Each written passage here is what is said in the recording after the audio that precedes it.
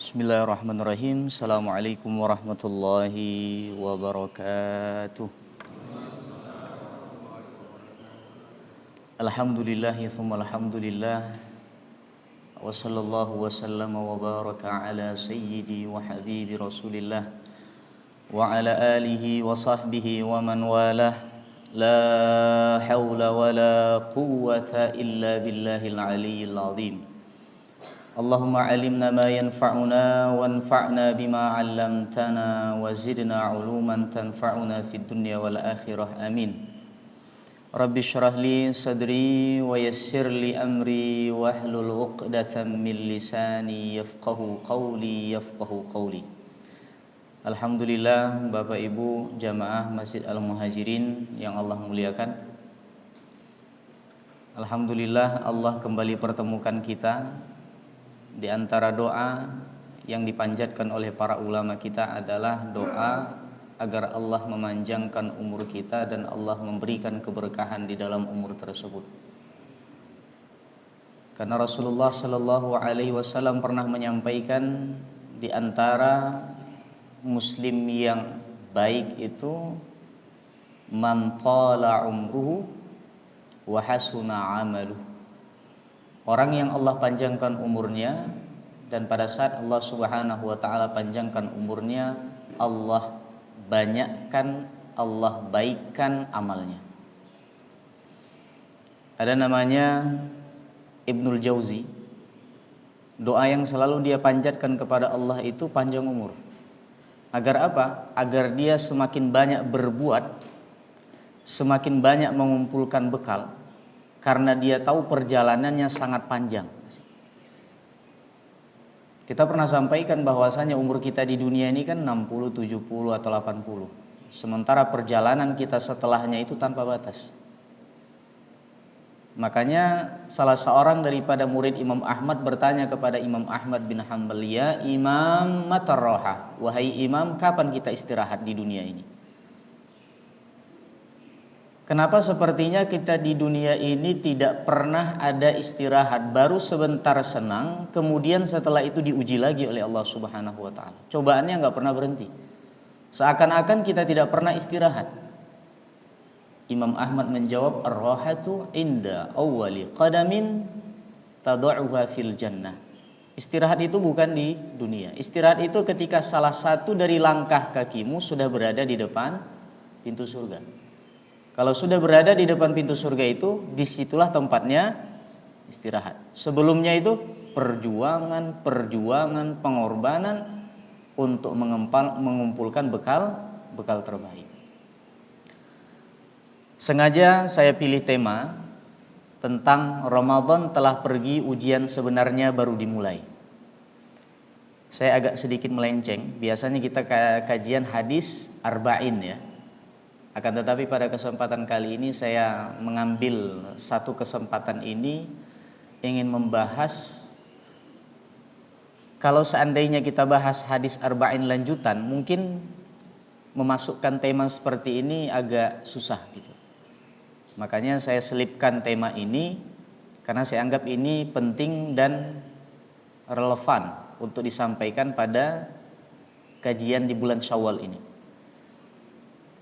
Makanya ada diksi di kalangan para ulama itu, barang siapa yang menyembah Ramadan, sesungguhnya Ramadan itu telah pergi. Barang siapa yang menyembah Allah Subhanahu wa taala, sesungguhnya Allah tidak pernah pergi. Jadi kalau misalkan ada orang yang berharap Ramadan mereka melakukan ketaatan di situ, sementara setelah selesai Ramadan mereka menganggap bulan-bulan tersebut biasa, ibadahnya hanya biasa-biasa, atau bahkan kemaksiatan yang dilakukan itu meningkat. Itu orang-orang yang hanya suka kepada Ramadan, bahkan dikatakan di situ menyembah Ramadan, terlalu mengagungkan Ramadan. Akan tetapi ketika Ramadan berlalu mereka tidak peduli. Akan tetapi orang-orang yang selalu merasa diawasi oleh Allah Subhanahu wa taala, setiap gerakan yang mereka lakukan, mereka tahu bahwasanya Allah Subhanahu wa taala Maha tahu. Tidak akan pernah terlepas dari penglihatan dan pengetahuan Allah Subhanahu wa taala. Bapak Ibu jamaah salat subuh yang Allah muliakan. Kita ini sampai pada bulan Syawal pertengahan, lebih tepatnya tanggal berapa Syawal kita? Tadi sudah saya kasih kisi-kisi di awal. Di awal sudah saya kasih kisi lagi ya. Nah itu. 17 Syawal. Kita sudah lewat pertengahan. Dan kita sama-sama merasakan cepat itu ya. Perasaan Idul Fitri baru saja. Tapi sudah sampai 17 Syawal. Dan percaya atau tidak, ketika kita melalui hari-hari ini tanpa kita sadari kita sudah sampai nanti Rajab, Sya'ban, Ramadan lagi. Masuk Ramadan lagi, berlalu lagi sampai apa? Sampai ternyata Allah telah takdirkan waktu kita sudah sampai di situ. Makanya pernah kita sampaikan kenapa kematian itu Allah rahasiakan. Biar iman yang berbicara. Karena kalau seandainya itu tidak Allah rahasiakan, banyak orang nanti melakukan hal-hal, oh nantilah, masih banyak kesempatan, masih 60 tahun lagi. Pas 10 tahun berlalu, masih sisa 50 tahun lagi. Akan terjadi yang namanya kerusakan. Ketika Allah rahasiakan, makanya dia akan datang secara baghtatan, tiba-tiba. Siap atau tidak siap. Makanya salah seorang sahabat Nabi yang bernama Hudzaifah Al-Yamani, pernah dengar namanya? Hudzaifah Al-Yamani. Ketika ditanya kepada Hudzaifah Al-Yamani, "Ma ra'yuka bil mauti?" Apa pendapatmu tentang kematian? Apa dikatakan Hudzaifah? Marhaban bil maut. Selamat datang kematian. Selamat datang kematian. Ketika itu beliau mengatakan habibun jaa'a ala faqah, kata beliau. Kekasih yang datang di saat yang dibutuhkan. Kematian mereka sebut dengan habibun. Habib itu apa? Yang dicintai. Kenapa mereka menyebutkan kematian itu adalah sesuatu yang dicintai? Karena kematian itulah menjadikan mereka bertemu dengan Allah Subhanahu wa taala. Mereka sangat membutuhkan untuk bertemu dengan Allah Subhanahu wa taala. Maka mereka dengan marhaban bil maut, selamat datang kematian. Habibun jaa'a ala faqah. Sang kekasih yang datang di saat yang dibutuhkan. Berbeda lagi dengan Bilal bin Rabbah. Sering dengar namanya kan? Ketika berbicara tentang kematian, beliau mengatakan ghadan nalqal ahibbah. Besok atau sebentar lagi kita akan bertemu dengan para kekasih. Siapa? Muhammadan wa hizbah. Muhammadan dan para sahabatnya. Wah, senang mereka. Kalau kita ditanya kapan, bagaimana persiapan kita? Nantilah, jangan sekarang. 50 tahun lagi ditanya, gimana persiapannya? Nanti ajalah. Begitulah kita, ya. Makanya kita selalu bermohon kepada Allah, kita selalu disiapkan untuk itu dan kita digolongkan ke dalam golongan orang-orang yang husnul khatimah. Nah, realita yang terjadi ketika kita di bulan Syawal, realita antara bahagia dan sedih. Apa? Berbahagia dan sedih. Ada yang tahu kenapa kita bahagia?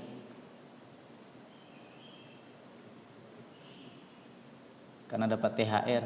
Masih juga dapat THR. Ibu-ibu dari bapak gitu ya. Ujung-ujungnya ketika bapak ngasih THR, ya, nanti THR-nya untuk ibu kan. Bapak dari mana THR-nya? Dari kantor. Nah, ketika kita sampai pada bulan Syawal, kita bahagia. Kenapa? Karena pada tepatnya 1 Syawal itu yang disebut dengan hari kemenangan. Dan kenapa kita bersedih? Karena kita meninggalkan bulan Ramadan. Ada 2 pertanyaan. Pertanyaan pertama, apakah kita tergabung antara sedih dan bahagia? Artinya di satu waktu kita itu sedih, di satu waktu yang di waktu tersebut juga kita bahagia. Kemudian ditanya kembali pertanyaan kedua, yang mana yang lebih tinggi? Sedihnya atau bahagianya? Nggak tahu saya Ustaz. Saya pun bingung saya. Nah, kalau misalkan Bapak Ibu bingung, saya juga bingung. Intinya itu tergabung antara kesedihan dan kebahagiaan. Kenapa kita sedih? Karena Ramadan telah meninggalkan kita. Realita yang terjadi pada Ramadan itu, kita berjibaku dengan ketaatan. Benar gak? Kita mudah gak melakukan ketaatan? Mudah. Kenapa? Karena lingkungan kita mendukung untuk melakukan itu. Dan karena Allah Subhanahu wa taala memberikan fasilitas. Apa fasilitasnya? Pernah kita sampaikan apa? Syaitan dibelenggu, pintu surga dibuka, pintu neraka ditutup. Kan itu kan fasilitasnya. Amalan dilipat gandakan. Berjibaku dengan ketaatan, mengorbankan waktu tidur. Qiyamul lail, sahur, itu kan seharusnya waktu-waktu di mana kebanyakan orang itu istirahat. Gitu kan. Tapi ketika Ramadan, orang yang tidak pernah mungkin bangun di tengah malam, maka mereka akan melakukan paling tidak qiyamul lail atau sahur. Kemudian air mata harap akan ampunan Allah Subhanahu wa taala. Di dalam satu riwayat mengatakan seseorang yang menangis akan dosanya dan ketika itu dia bertaubat kepada Allah Subhanahu wa taala, tetesan air mata tersebutlah yang nanti yang akan memadamkan api neraka yang mencoba untuk membakar dirinya. Maka air mata yang kita keluarkan karena kita merasa berdosa di hadapan Allah Subhanahu wa taala itu mahal sekali. Mahal sekali. Kalau seandainya ada orang yang bertanya ke kita, ada orang melakukan kesyirikan dan kesyirikan itu adalah kesyirikan yang besar, apakah dosanya diampuni oleh Allah? Sesuai penjelasan Allah dalam Al-Quran, diampuni. Orang yang melakukan syirik dan syirik besar ya, ada syirik kecil namanya riya. Kalau riya kita lihat itu syirik kecil. Ini syirik besar. Ketika seseorang melakukan syirik besar, apakah dosanya diampuni oleh Allah? Pada ragu nih, lagi puasa nih kayaknya. Kok muka-mukanya muka puasa ini? Allah Maha Pengampun, diampunkan. Innallaha la yaghfiru ayyushraka bihi, sesungguhnya Allah tidak akan mengampuni dosa orang yang menyekutukannya. Wa yaghfiru ma duna dzalika liman yasha, dan Allah Subhanahu wa taala mengampuni dosa yang di bawahnya bagi orang-orang yang Allah kehendaki. Jadi gimana nih jawabannya? Diampuni nggak? Udah berubah pula.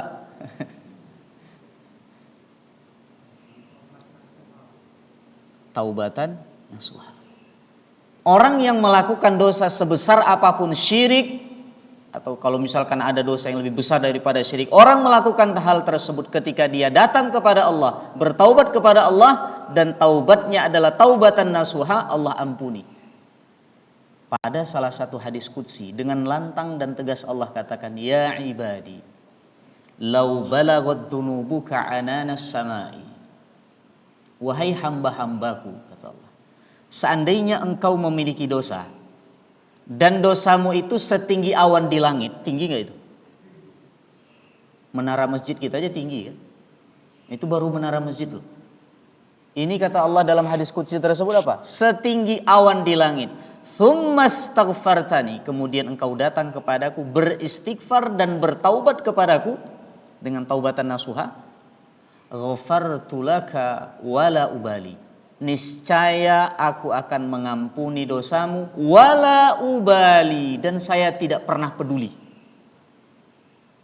Sebesar apapun dosamu, setinggi apapun dosamu, kau datang kepadaku, bertaubat kepadaku, ku ampuni, dan aku tidak pernah peduli. Ya ibadi, kata Allah, wahai hamba-hambaku, lau diksinya itu. Wahai hamba-hambaku, lau laqitani, seandainya engkau datang dan menemuiku, ya, la tusyriku bi syai'an, dan pada saat engkau datang menemuiku engkau tidak melakukan syirik terhadap diriku, tidak menyekutukan diriku, la ataituka maghfiratan, ya, dan aku akan datang kepadamu sebesar langit, sebesar sepenuh bumi, memberikan ampunan kepadamu. Itu syaratnya apa? Ketika dia wafat, dia sempat bertaubat. Kalau seandainya ada orang melakukan syirik, menyekutukan Allah Subhanahu wa taala, tidak sempat bertaubat kepada Allah Subhanahu wa taala, dia akan masuk kepada ayat tersebut. Akan masuk ke dalam ayat tersebut apa? Innallaha la yaghfiru ayyushraka bi. Sesungguhnya Allah tidak akan mengampuni dosa syirik. Maka di sini disampaikan oleh para ulama kita, setinggi sebesar apapun dosa seseorang, selama dia datang bertaubat kepada Allah Subhanahu wa taala, Allah Maha Pengampun. Asal taubatnya itu benar-benar. Jangan kong kali kong dengan Allah. Nah, ini udah bertaubat dia, dalam hatinya 2 hari lagi ngelakuin lagi nih. Nah, itu udah bahaya. Itu realita Ramadan. Kemudian paradoksnya di Syawal bagaimana? Kita bahagia merayakan hari kemenangan. Dan para ulama kita menjelaskan orang yang disunnahkan untuk berbahagia merayakan hari kemenangan jikalau ia telah memaksimalkan segala kemampuan dan ketaatan pada saat dia berada di Ramadan. Tapi kalau misalkan dia hanya biasa-biasa saja, tidak maksimal melakukan ketaatan di bulan Ramadan, fawabbih nafsak, maka tegurlah dirimu, celalah dirimu, ya, bukan celah orang lain, tapi celalah dirimu, kenapa engkau melakukan hal seperti itu. Ya. Makanya kalau misalkan kita masuk ke dalam Syawal itu, kita lihat kita hanya yang bisa menilai diri kita, apakah kita maksimal atau tidak. Jangan nilai orang lain, ya, begaduh nanti itu. Misalkan kita udah maksimal nih, tiba-tiba kita lihat si kawannya, paling dia khatam Al-Quran ini sekali doang nih. Saya sudah 5 kali. Paling dia khatam Al-Quran kulhu 3 kali nih. Sementara saya membacanya dari awal sampai akhir itu. Ya, makanya Ibnu Athaillah As-Sakandari pernah mengatakan, maksiyatun, kemaksiatan yang melahirkan hina diri, merasa hina di hadapan Allah Subhanahu wa taala dan merasa membutuhkan akan ampunan dari Allah Subhanahu wa taala, khairun minat ta'ah ma'a al-izzi wal istikbari. Lebih baik daripada ketaatan yang dilakukan oleh seseorang tapi melahirkan kesombongan. Jadi ada orang nih melakukan kemaksiatan, dia sadar, kemudian dia bertaubat kepada Allah, dia butuh kepada ampunan Allah, dia merasa hina di hadapan Allah, dia mencela dirinya, kenapa dia melakukan ini, kenapa itu, dia mencela dirinya, dia merasa hina di hadapan Allah. Lebih baik daripada orang yang melakukan ketaatan tapi merasa sombong atau bahkan merendahkan orang lain. Makanya hati-hati kita, ya. Di dalam satu riwayat mengatakan orang jangan mudah untuk menghina orang lain terhadap sesuatu yang pernah ia lakukan. Mana tahu Allah Subhanahu wa taala menerima taubat dan memberinya hidayah dan menerima taubatnya, sedangkan Allah menguji dirimu dengan apa yang pernah ia lakukan. Nah, makanya ini yang harus kita hati-hatikan. Ya. Hatinya jangan satu, hati-hati, harus 2. Kalau satu nanti takutnya tidak sampai. Maka di sini kita sampai pada Ramadan, kita bahagia, tapi kita lihat diri kita, apakah kita maksimal melakukan ketaatan tersebut. Sedih berpisah dengan bulan yang berlipat pahala. Kalau tidak salah ketika tarawih pernah saya sampaikan, ada salah seorang imam namanya Ibnu Syihab Az-Zuhri, ya, yang mana beliau pernah mengatakan, salah seorang tabi'in ini, dan perkataan beliau ini bisa dibuka di dalam Sunan Tirmidzi. Perkataan beliau ini disebut dengan haditsun hadisun sahabat, hadisun maqtu, perkataan para tabi'in. Kalau misalkan hadis yang bersumber dari Rasulullah namanya hadisun marfu, hadis yang diangkat dan disandarkan dan sampai kepada Rasulullah. Kalau hadis yang disampaikan atau perkataan yang disampaikan oleh para sahabat namanya hadisun mauquf. Hadis mauquf itu adalah perkataan para sahabat. Sedangkan perkataan para tabi'in disebut dengan hadisun maqtu. Dan perkataan Ibnu Syihab Az-Zuhri ini masuk dalam kategori hadisun maqtu. Beliau pernah mengatakan, tasbihatun fi ramadhana afdalu min alfi tasbihatin fi ghairi. Satu kali tasbih yang diucapkan di bulan Ramadan itu 1000 kali lipat lebih baik daripada tasbih yang diucapkan di luar Ramadan. Itu baru tasbih. Begitu juga dengan pahala bacaan Al-Quran yang kita ucapkan itu, lipatannya itu berbeda dengan selain daripada Ramadan. Maka para ulama ketika membahas tentang ini, ketika mereka meninggalkan Ramadan, mereka bersedih. Kenapa? Kesempatan untuk mendapatkan lipatan ini telah pergi. Dan tidak ada yang mampu menjamin kita akan bertemu kembali dengan bulan tersebut. Gitu kan? Kita sekarang lagi berbicara dengan wajah-wajah yang saya kenal, saya tahu. Nanti ketika di Ramadan dan kalau misalkan saya masih ada amanah di sini, mungkin saja ada 1-2 yang telah berbeda. Itu jangan-jangan saya gitu. Saya kalau misalkan ditakdirkan Allah seperti itu, siapa yang bisa melarang?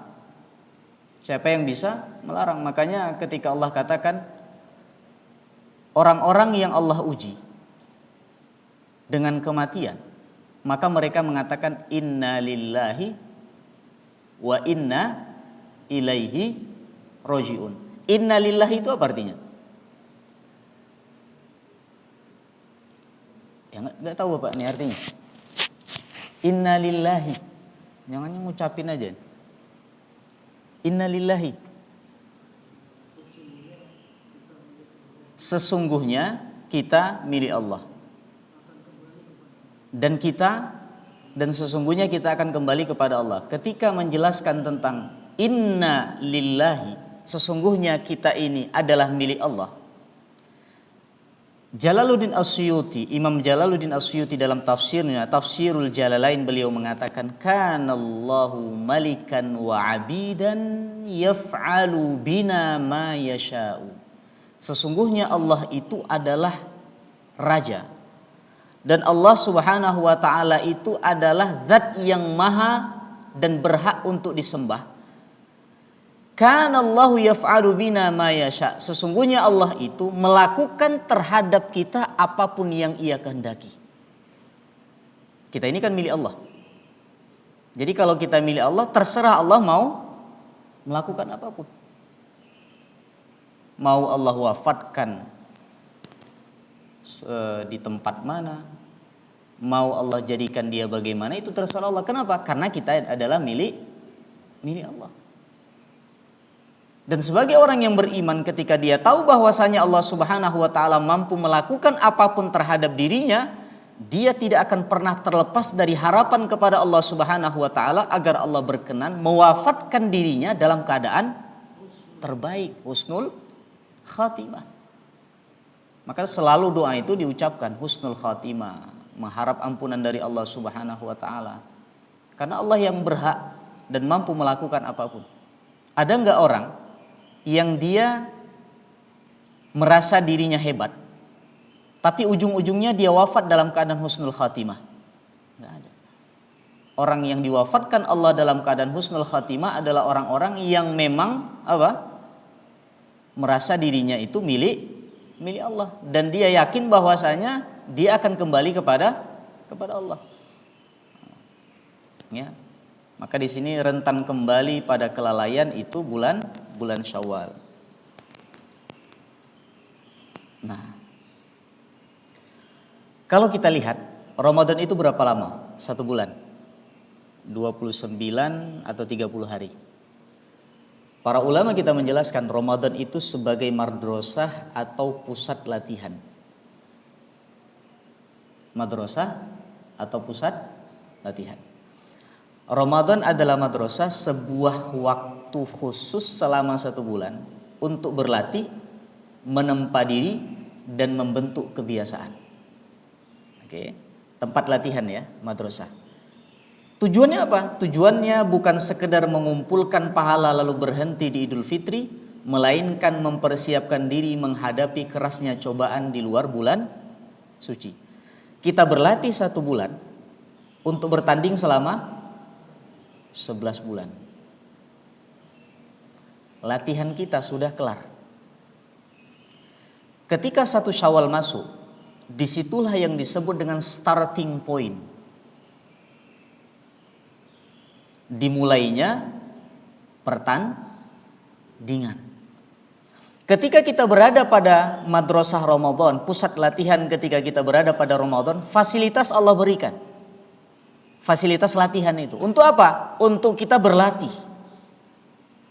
Kenapa? Karena latihan kita terbatas untuk menjalani pertandingan yang panjang. Coba kita perhatikan, kalau kita bertanding, kita lihat orang-orang bertanding bola, latihannya panjang kan? Pertandingannya sebentar. Pertandingan bola berapa menit? Berapa?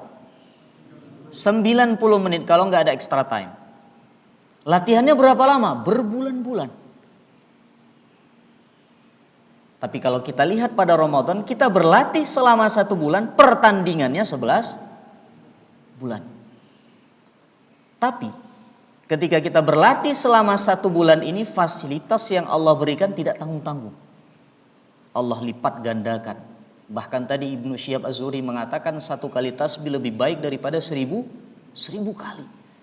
Apalagi kalau misalkan seseorang di pusat latihan tersebut mendapatkan Lailatul Qadar. Maka di sini pusat latihan atau ketika kita menempa diri kita itu berbeda dengan latihan-latihan yang biasa kita lakukan ketika kita berada di dunia. Latihan panjang, pertandingannya sebentar. Tapi kalau misalkan di Ramadan ini latihannya sebentar, pertandingannya panjang. Maka orang kalau misalkan tidak mampu memaksimalkan latihan yang sebentar ini, ketika dia masuk pada pertandingan 11 bulan lamanya yang dimulai dalam bulan Syawal, kira-kira bagaimana dia menghadapi pertandingan itu? Terseok-seok. Dikasih waktu latihan malah nyantai. Ketika bulan Syawal di situ baru tersadar, pengen latihan lagi, mungkin nggak? Mungkin saja kalau punya orang dalam. Kalau punya orang dalam mungkin kan. Ada orang ketika itu pernah mengatakan, cita-cita apa? Kecil dimanja, muda foya-foya, mati. Tua kaya raya, matinya masuk surga. Itu di Rabbani ada disebutkan itu. Ya.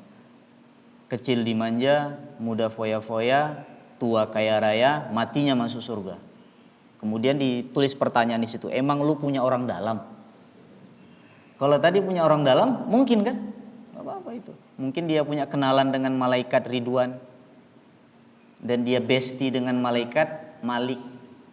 Ketika dia mau dimasukkan ke dalam neraka, malaikat Malik itu sahib gua tuh. Jangan dimasukkan ke sini. Ketika mau dimasukkan ke surga, dibilang malaikat Ridwan, saya gak kenal nih orang. Masukkan aja ke sana gitu. Itu kalau dia punya orang dalam. Tapi kita tidak punya orang dalam, maka kita harus berusaha dengan segala fasilitas yang Allah berikan. Ketika kita latihan selama 1 bulan, ketika 1 Syawal masuk, fasilitas Allah tarik, starting pointnya di situ. Kita sudah berjalan ya 17 hari. 17 Syawal kan? Syaitan sudah dilepaskan, cutinya sudah kelar. Dia sering difitnah ketika itu. Waktu di Ramadan kan sering difitnah dia kan. Orang melakukan maksiat, ini karena syaitan nih. Syaitan bilang saya dibelenggu. Difitnah pula, awas nih nanti ketika selesai cuti saya cari itu orang. Dicari sama syaitan, enak gak? Enak-enak aja gitu ya. Nah, ketika kita nih Ketika kita berada pada pusat latihan atau madrasah Ramadan tersebut, tujuannya apa? Allah tegaskan la'allakum tattaqun, agar kalian menjadi orang-orang bertakwa. Allah menggunakan kata fi'lun mudhari'un tattaqun. Artinya apa? Kata kerja yang tujuannya untuk sekarang dan yang akan datang. Hah? Ya, sekarang dan yang akan datang terus ada. Makanya ketakwaan tersebut kita munculkan di mana? Di Ramadan. Tujuannya apa? Jangan hanya muncul di Ramadan tapi ketika Syawal hilang, bukan.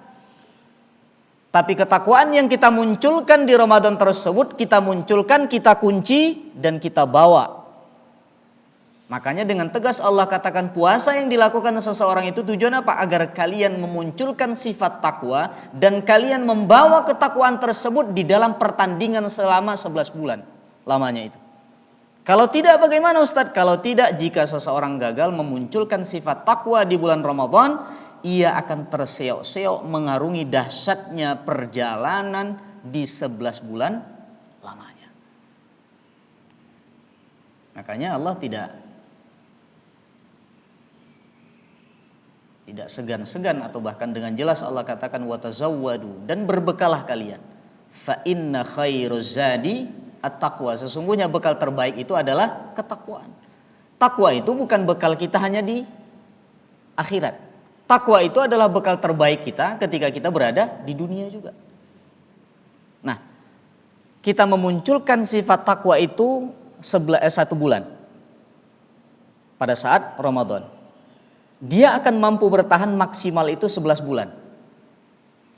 Dan setelah 11 bulan dia akan kembali dimunculkan di Ramadan berikutnya. Ya, memunculkannya sebulan, bertahan 11 bulan. Ada orang dia hanya memunculkan ketika Ramadan tapi bertahannya selama sebulan saja. Syawal misalkan. Setelah Syawal bekalnya habis. Kita kalau misalkan punya bekal, kita ingin melakukan perjalanan, pilihan ada di tangan kita kan? Mau naik pesawat kah? Mau naik kereta kah? Mau naik mobil kah? Mau berjalan kaki kah? Atau ngesot kah? Benar nggak? Kalau kita punya bekal yang banyak, kita ingin cepat sampai, pesawat. Saya Ustaz kalau misalkan pakai pesawat biasa saya udah bosan. Pesawat tempur Ustaz, mau kemana? Mau ikut serta Ustaz, di mana? Melawan Israel. Ya udah silahkan. Orang kalau misalkan punya bekal yang kuat apa? Dia akan beli tiket pesawat. Tapi kalau bekalnya kurang, kereta. Kalau bekalnya kurang lagi membeli tiket itu, dibawa kereta apa? Gojek. Bus, andong itu masih. Ya, bus. Kalau misalkan bus kurang, tiketnya apa? Kemana? Naik motor ya, atau naik sepeda sampai ke Mekah. Ya, kalau misalkan bekalnya kurang, jalan kaki. Itu kan sesuai dengan bekal kan. Maka para ulama kita menjelaskan orang ketika di dunia saja, ketika ingin melakukan perjalanan, mereka memperhatikan bekalnya dengan baik. Perjalanannya tidak panjang. Lihatlah perjalanan kita setelah kita meninggalkan dunia, panjang sekali, tapi orang tidak peduli dengan bekalnya. Makanya orang ketika masuk Ramadan itu dia tahu ini ibarat seseorang itu masuk ke dalam pusat perbelanjaan. Dia terserah mau milih apa saja dengan uang yang dia miliki yang sedikit itu. Kayak di sini lanjutannya. Nah ini fasilitas yang Allah berikan. Kondisi setan di dalam Ramadan dibelenggu, di luar Ramadan bebas, cutinya berakhir. Pintu surga dibuka lebar di Ramadan, di luar Ramadan kembali pada hukum asal. Pintu neraka ditutup rapat di Ramadan, kembali kepada hukum asal. Dan yang paling dahsyat lipatan pahala, dilipat gandakan tanpa batas. Kalau misalkan sudah di luar Ramadan, kembali kepada hukum asal.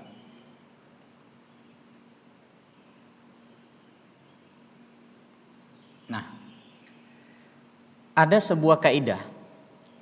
Kita ingin tahu indikasi atau sebagai indikator ketaatan-ketaatan yang kita lakukan selama kita berada pada bulan Ramadan itu Allah terima.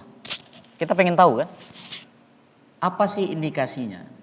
Segala ketaatan yang kita lakukan itu diterima oleh Allah. Ya. Ada sebuah kaidah yang dilahirkan oleh para ulama kita, tapi kaidah ini bukan sebagai vonis ya. Vonis itu kan, ini diterima, ini tidak, ini diterima, bukan. Tapi ini sebagai indikasi, ya, sebagai qarinah. Qarinah itu sebagai tanda-tanda bahwasanya amalan yang dilakukan oleh seseorang itu diterima dan diridhoi oleh Allah Subhanahu wa taala. Tandanya bagaimana? Tandanya adalah kata para ulama, inna min thawabil hasanati al hasanatu ba'daha. Sesungguhnya di antara pahala atau balasan atas kebaikan yang dilakukan oleh seseorang, Allah memudahkan seseorang itu untuk melakukan kebaikan lainnya. Kebaikan melahirkan kebaikan. Jadi kalau misalkan kita suka melakukan kebaikan, kebaikan yang kita lakukan pada saat itu merupakan balasan dari Allah atas kebaikan yang pernah kita lakukan dan sebagai tanda bahwasanya kebaikan yang pernah kita lakukan itu diterima dan diridhoi oleh Allah. Paham gak sampai situ? Paham ya? Bentar lagi kita makan nih. Jadi harus fokus nih. Ini udah pada, aduh apa nih? Berat nih. Berat. Kalau kita ketika kajian itu rasanya berat ya. Wah, ya Allah, kayak apa? Menopang hutang Indonesia sih. Berat kali. Tapi udah selesai kajian buka HP, hilang kan? Ingat, setan itu udah kembali ya, udah selesai cutinya. Jadi kita berjuang sekarang, ya starting pointnya di bulan Syawal ini. Di antara tanda atau balasan kebaikan yang dilakukan oleh seseorang itu, balasan dari Allah itu, seseorang ketika melakukan kebaikan, Allah mudahkan dia untuk melakukan kebaikan lainnya. Dalilnya apa Ustaz? Dalilnya ini. Pada surah Asy-Syura, ayat 23, Allah Subhanahu wa taala tegaskan, a'udzubillahi minasyaitonirrajim, wa may yaqtarif hasanatan nazid lahu fiha husna. Barang siapa yang melakukan kebaikan, barang siapa yang melakukan ketaatan, kami akan tambahkan baginya ketaatan atau kebaikan. Jadi orang melakukan ketaatan, Allah berjanji apa? Allah tambahkan. Maksudnya bagaimana? Orang yang melakukan ketaatan, jikalau memang itu Allah terima, tandanya apa? Allah mudahkan dia melakukan ketaatan lainnya. Dan ketaatan yang dilakukan ini, jikalau Allah terima, ketaatan lainnya hadir. Ketaatan lainnya hadir. Bayangkan kalau seandainya ketaatan seperti ini kita lakukan di Ramadan. Dilipat gandakan kan? Lahir lagi ketaatan, dilipat gandakan. Lahir lagi ketaatan, dilipat gandakan. Tapi ketika kita melakukan di luar Ramadan, lipatannya itu berhenti. Nah, ketika Allah mengatakan innallaha ghafurun syakur, sesungguhnya Allah itu maha pengampun. Kalau maha pengampun kita paham lah ya. Allah maha mengampuni dosa sebesar apapun, sudah kita jelaskan kan. Allah maha pengampun. Kalau misalkan Allah maha mensyukuri, itu apa maksudnya? Saya tutup nih. Saya tutup. Apa makna Allah maha mensyukuri? Apakah kalau misalkan kita bersyukur kita faham, alhamdulillah kita katakan segala puji bagi Allah. Tapi kalau misalkan yang mengatakan yang maha mensyukuri adalah Allah, maksudnya apa? Hah? Akan ditambah, benar. Maksud maha mensyukuri ini, Allah itu maha menghargai. Itulah makna mensyukuri. Jangan difahami, maha mensyukuri itu artinya Allah maha berterima kasih. Enggak.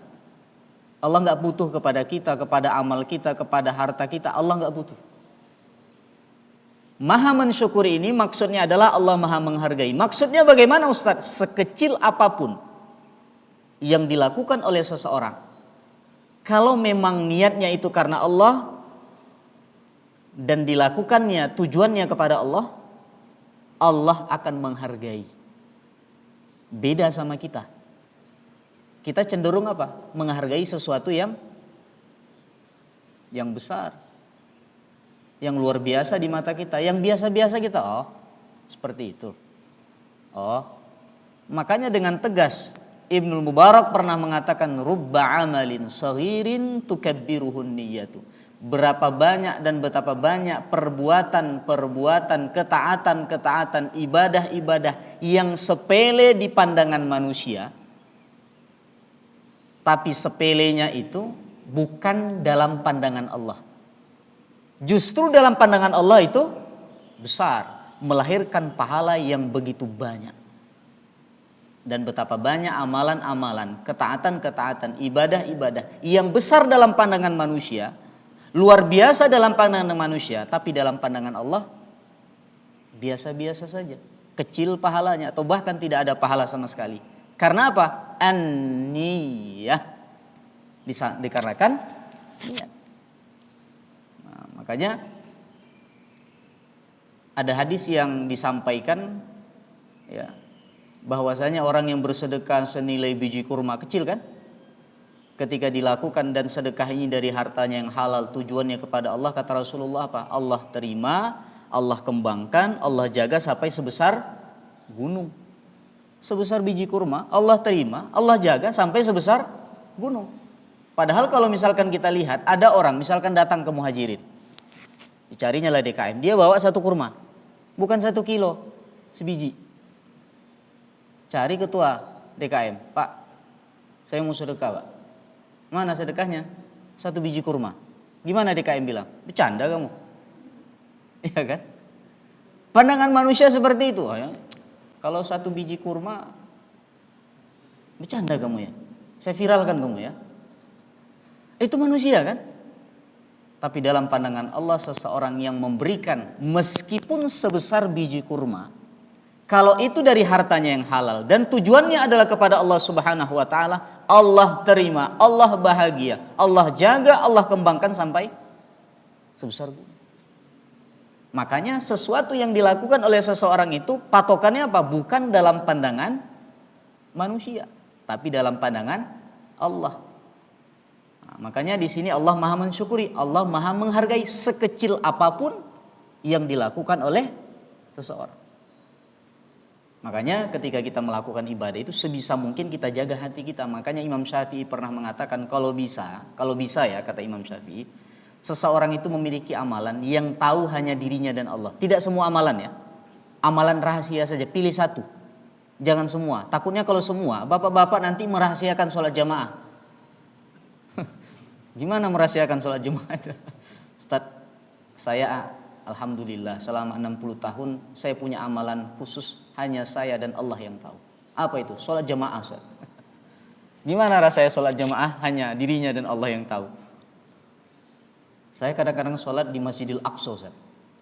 Tiba-tiba setelah itu pindah ke Masjidil Haram. Nah, itu udah beda dunia, udah beda ilmu kita itu. Makanya yang dipilih di sini apa? Ibadah-ibadah khusus saja. Misalkan dia memiliki kebiasaan sebelum tidur, ya, dia membaca 10 ayat Quran. Itu ringan itu kan. 10 ayat itu berapa lah? Tapi janganlah alif lam mim, alif lam mim, alif lam mim, alif lam mim. Itu memang 10 ayat, tapi ayat yang lain kasihan nggak dibaca gitu kan. Dia misalkan dari hafalan dia, Al-Quran tuh ya, di antara kehebatan Al-Quran, kita baca ayat manapun, dia akan tetap melahirkan 1 huruf 10 kebaikan. Jadi kalau misalkan kita lagi santai, seperti ini, kita bermenung seperti ini, dapat pahala nggak? Nggak dapat pahala. Tapi kalau kita bermenung sambil dalam hati kita, Alhamdulillahirabbil alamin, udah berapa huruf itu? Alhamdu 4, lillahi 4, 4 tambah 4, 8. Robbi berapa huruf tuh? Robbi berapa huruf? 3. Ba, karena tasydid kan? 4, 3, berapa? 11. Al-alamin berapa hurufnya? 8. 11 tambah 8, 19. Alhamdulillahirabbil alamin, itu 19 huruf. 19 dikali 10, 190. Baru alhamdulillahirabbil alamin. Itulah diantara kedahsyatan Al-Quran itu, kita alhamdulillahirabbil alamin, 190 kebaikan. Ulang lagi, alhamdulillahirabbil alamin, 190 lagi. Makanya orang yang menghafal Quran itu pahalanya terus bertambah. Kenapa? Karena mengulang kan. Makanya dahsyatnya Al-Quran itu, tidak peduli kita faham atau tidak, itu beda cerita. Orang diantara kedahsyatan Al-Quran, dia membaca, mendapatkan satu huruf 10 kebaikan, faham atau tidak. Nah, itulah. Dan Al-Quran itu akan tetap ada sampai hari kiamat. Nah, makanya kita harus bisa menjaga nih. Kita udah keluar dari pusat latihan, dari madrasah, maka Al-Quran itu akan tetap ada, dan kalau bisa kita jadikan sebagai sahabat kita. Kita jadikan dia sebagai amalan rahasia kita. Dibaca setelah asarkah, dibaca setelah maghribkah, yang penting itu selalu kita lakukan, istiqomah. Ustadz, saya kalau misalkan 10 berat, Ustadz. Gimana kalau 5? Gak masalah. Ustadz, saya kalau 5 keberatan, Ustadz. Gimana kalau 1? Gak masalah. Tapi satunya itu ayat hutang, yang 1 halaman itu. Karena ada ayat yang paling panjang tuh kan. 1 ayat tapi 1 halaman. Jadi kan kebiasaan Bapak Ibu semua. Makanya kebiasaan itu kata Imam Syafi'i, kalau bisa ada amalan khusus hanya dia dan Allah yang tahu. Kenapa? Kata Imam Syafi'i, karena amal itu kalau misalkan orang lain tahu akan mudah disusupi ria. Tapi kalau misalkan hanya kita dan Allah yang tahu, siapa yang bisa menjadikan dia ria? Nah, kecuali setelah dia sudah melakukan 20 tahun lamanya, dia kemudian diundang di podcast, kemudian ada yang bertanya, Ustadz, Tuan, apakah saya dengar-dengar Tuan ini punya amalan khusus ya? Selama 20 tahun telah Tuan lakukan. Oh iya, alhamdulillah, muncul rianya. Rianya setelah 20 tahun lamanya. Tapi setidaknya kita ria itu tidak langsung menghanguskan pahala. Tapi kalau misalkan dia mengatakan seperti itu, dia langsung beristighfar kepada Allah, itu tidak langsung hilang. Karena ketika dia melakukan itu bukan dalam kendali dia, hanya spontan saja. Ya, spontan saja.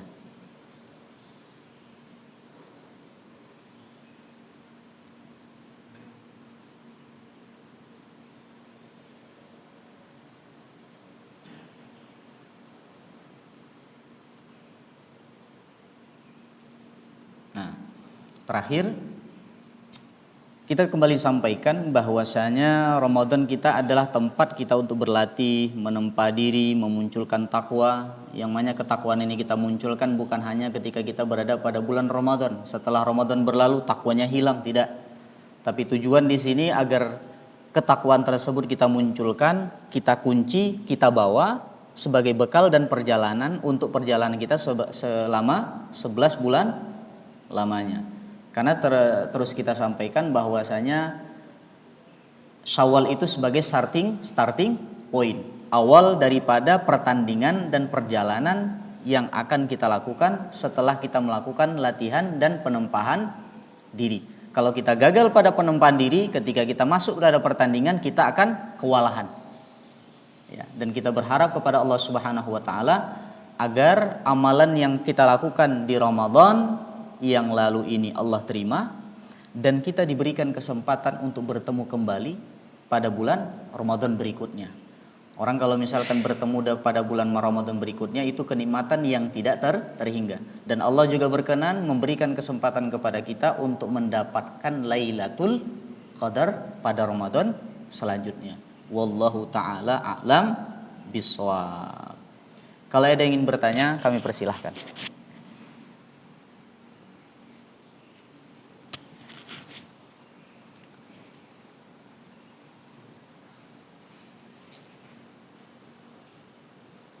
Ini syuruk jam 6 kurang 6 menit.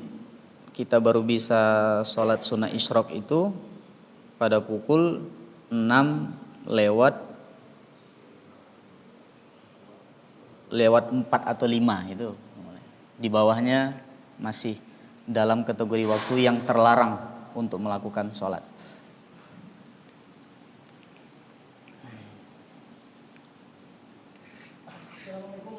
Waalaikumsalam warahmatullahi wabarakatuh.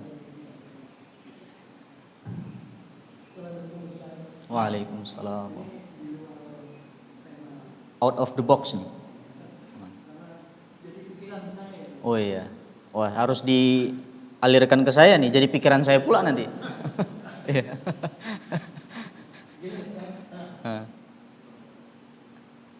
Jadi pandangan Wahabi, orang yang menginginkan Fatihah kepada orang yang sudah meninggal itu tidak nyampe. Saya bingung cara berpikir itu. Iya. Tapi kalau NU memang dianjurkan diberi Fatihah, orang yang soleh sama menginginkan Fatihah kepada orang tua yang sudah meninggal. Itu logikanya itu kalau saya tidak. Tapi kalau Wahabi Fatihah kepada orang yang sudah meninggal itu tidak nyampe karena sudah meninggal pandangan itu. Padahal kan pandangan kita meninggal itu kan fisiknya, tapi ruhnya tetap ada. Ini bahwa nanti di akhirat yang dikuasai itu bukan fisiknya, tapi yang dimaksud adalah ruhnya. Gimana pemikiran Ustaz? Iya. Assalamualaikum warahmatullahi wabarakatuh. Waalaikumsalam warahmatullahi wabarakatuh. Benar-benar di luar pembahasan kita nih ya. Jadi gini, ini di awal tadi sudah pun disampaikan terjadi perbedaan pendapat di situ. Ada yang mengatakan sampai, ada yang mengatakan tidak sampai. Perkara seperti ini adalah perkara amrun ghaibiyun, perkara yang gaib, bukan seperti perkara matematika. Matematika itu ya 1 tambah 1 2. Ada nggak di dunia yang mengatakan 1 tambah 1 itu 3? Nggak ada. Karena matematika dalam tataran keilmuan dunia ilmu pasti. Tapi perkara yang sedang kita ngirim Al-Fatihah ini adalah perkara yang gaib. Yang tahu sampai atau tidak siapa? Allah. Maka para ulama ketika misalkan melihat ada yang bilang sampai, ada yang bilang tidak. Ketika ulama berbeda pendapat itu adalah mereka itu tidak menjadikan perbedaan itu sebagai ruang untuk mereka saling menyakiti atau bahkan berpecah belah. Bahkan ulama yang mengatakan itu sampai, mereka mengatakan kita akan berusaha untuk melakukan sesuatu yang kita anggap itu bermanfaat. Kalau misalkan tidak bermanfaat, yaitu pengetahuannya nanti di sana. Maka dikatakan termasuk Kiai Haji Zainuddin MZ itu ketika dia menguburkan mayat, ya, ada yang bertanya dengan pertanyaan yang sama ke beliau ketika itu. Ketika ditanya ke beliau, jawaban beliau apa? Gini saja katanya. Kalau misalkan Bapak mengatakan Al-Fatihah itu tidak sampai dan Bapak mengingkari kami yang memiliki kebiasaan mengirimkan Al-Fatihah, Bapak wafat dulu, ketika Bapak wafat nanti kami kirim Al-Fatihah. Nanti kalau misalkan tidak sampai, Bapak bilang kami, biar kami tahu oh tidak sampai, baru kami bilang gak usah dilakukan lagi. Ya kalau misalkan Bapak sendiri nanti kalau didoakan tidak bisa menyampaikan ke kami juga tidak tahu. Para ulama kita mengatakan ada yang sampai ada tidak, ikhtiar kami untuk melakukan mudah-mudahan sampai. Bapak pergi dulu ke sana, kami doakan dari sini. Nanti kalau misalkan Bapak, nggak nyampe katanya, nah, baru kami bilang, oh ternyata nggak sampai. Jadi gitu. Jadi perkara yang gaib, ya. Bagi kita misalkan yang meyakini bahwasanya hal tersebut adalah sampai, itu ikhtiar dari kita agar bacaan kita itu bisa diterima manfaatnya oleh orang yang telah mendahului kita. Doa kita saja kepada kaum muslimin sampai nggak? Kenapa kita berdoa? Allahumma fir lil mu'minina wal mu'minat wal muslimina wal muslimat. Apakah terbatas kepada yang hidup saja? Kan tidak. Itu doa kita sebagai seorang muslim kepada saudara kita. Misalkan ada orang mendoakan, dia sudah wafat nih. Allahumma fir lahu warhamhu. Itu doa orang yang hidup kepada orang yang mati enggak? Kira-kira sampai enggak? Insya Allah kan? Nah, jadi hal-hal seperti itu kalau misalkan saya tidak membuka gara-gara gitu nanti jadi perdebatan, karena orang-orang yang sudah berpikiran keras, misalkan mengatakan ini tidak boleh, itu haram, bid'ah dan lain sebagainya, kalau sudah berpikiran seperti itu, dia tidak akan menerima pendapat selain daripada apa yang dia yakini. Atau bahkan dia tidak akan mendengarkan ustadz selain ustadz dia yang mengatakan. Maka ya kita melakukan sesuai apa yang kita yakini dan bismillah, tawakkalna 'ala Allah. Kita bertawakal kepada Allah Subhanahu wa taala. Wallahu taala alam bisawab. Nanti kalau ada yang berdebat sama Bapak seperti itu, bilang aja, Bapak duluan aja, nanti saya doakan dari sini. Kalau misalkan nanti nggak nyampe atau sampai, kabari kami. Jangan nggak dikabari, kami nggak tahu. Jadi seperti itu, Pak. Oh, harus tulis alamat gitu ya. Nanti Pak tulis alamat Bapak di mana di sana ya, kanan atau kiri gitu ya. Seperti itu. Ada yang lain? Silakan. Ayo silakan Pak Haji.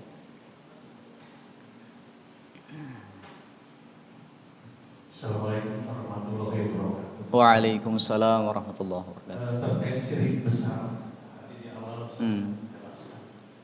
Di dalam Al-Quran itu tidak diampuni. Saya tadi menangkap seperti itu. Tetapi kemudian kita diskusi diampuni setelah Taubat dan Nasuha.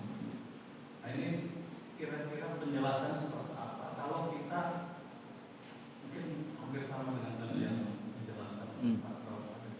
Memahami Al-Quran secara teks gitu ya, itu kan tidak diampuni. Iya. Tetapi kemudian memang didiskusi diampuni setelah Taubat dan Nasuha. Oh. Apakah terjadi kontradiksi gitu? Seperti itu ya, sikap kita itu sebenarnya seperti apa? Kan ada sebagian yang berpendapat Iya. Oke. Assalamualaikum warahmatullahi wabarakatuh. Waalaikumsalam warahmatullahi wabarakatuh. Itu bukan kontradiksi, melainkan hadis itu diantara fungsinya menjelaskan Al-Quran. Al-Quran itu biasa menyebutkan hal-hal yang bersifat umum. Yang menjelaskan siapa? Al-Quran. Sama seperti ketika Allah mengatakan aqimis sholata, dirikanlah sholat. Sholat itu bagaimana sih? Yang menjelaskan siapa? Hadis. Rasulullah ketika itu mengatakan shollu kama ra'aitumuni usolli. Sholatlah kalian sebagaimana kalian melihat tata cara saya sholat. Artinya ayat itu ada. Yang menjelaskan ayat itu siapa? Hadis. Maka ketika dalam ayat tadi sesungguhnya Allah tidak mengampuni dosa syirik. Syirik yang bagaimana? Hadis menjelaskan ketika syirik yang dilakukan itu tidak sempat dilakukan taubat.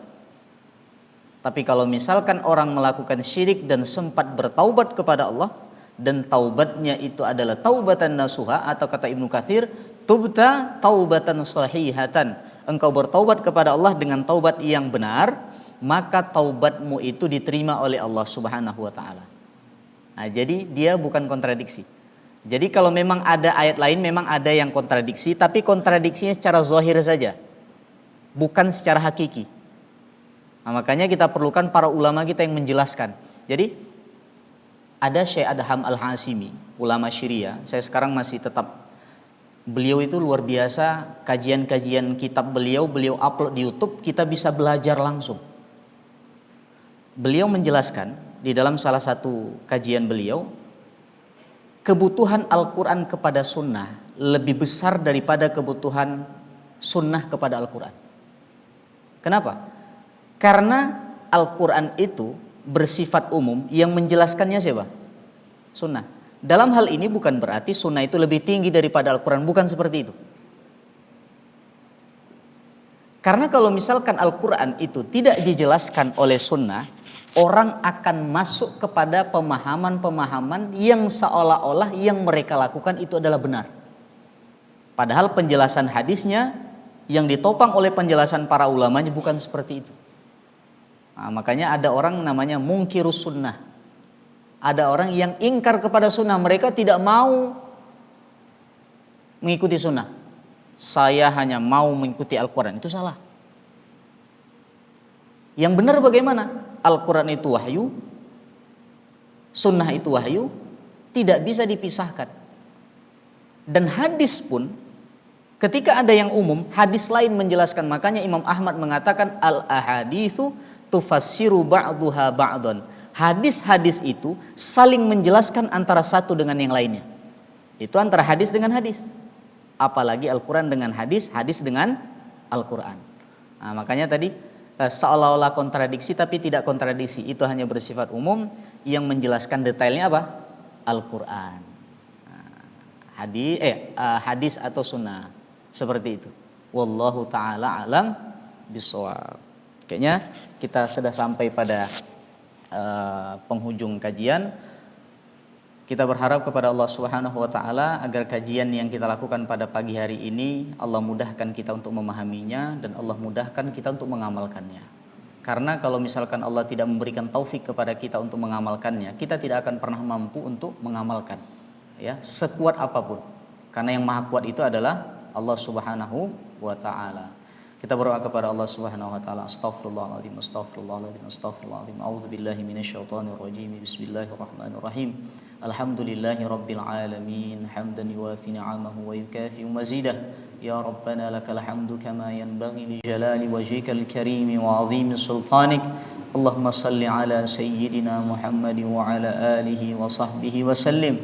Allahumma inna na'udzubika min 'ulumin la tanfa' wa min qulubin la takhsha wa min nufusin la tashba' wa min da'watin la yustajabu laha ya arhamar rahimin. Rabbana atina fid dunya hasanah wa fil akhirati hasanah wa qina adzaban nar. Subhana rabbika rabbil izzati amma yasifun wa salamun alal mursalin walhamdulillahi rabbil alamin. Subhanakallahumma wa bihamdika nashhadu an la ilaha illa anta nastaghfiruka wa natubu ilaik. Syukran. Assalamualaikum warahmatullahi wabarakatuh.